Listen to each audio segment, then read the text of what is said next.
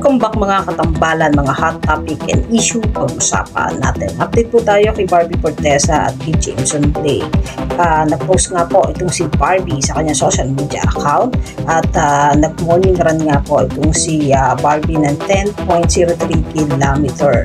At makikita naman po doon sa mga post na itong si Barbie at Jameson ay magkasama nga po doon sa marathon sa Pampanga. Makikita rin yung ilang mga photos na kung saan nga ay ginanap yung marathon sa Pampanga. At tumakbo nga itong si Barbie at Jameson ng 10 kilometer at finisher nga itong dalawa.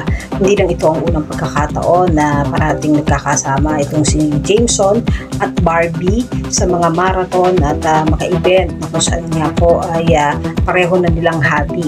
Samantalang ito nga pong si Jameson at Barbie ay magkasama nga po sa Kontrabida Academy na talaga naman painit na painit ang mga eksena at kaganapan sa Kontrabida Academy na pinapalabas nga po sa Netflix. At syempre nakakakilig ang tambalan nila Barbie at Jameson. Makikita naman ng spark sa dalawa at tuwing magkasama nga ay makikita mo ng blooming at masaya nga itong si Barbie.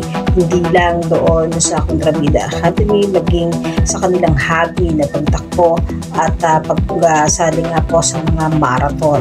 Bukod nga po doon sa marathon, ay kasali din itong si Jameson sa bench fashion show kung saan nga po ay rumampa itong si Jameson sa bench. Yan po yung mga update natin ngayon kay Barbie at kay Jameson. Kayo mga katambalan, ano ang masasabi nyo? Comment lang sa comment section, pag-usapan natin. Yan ang mga hot topic and issue dito lamang sa Tambalang JK.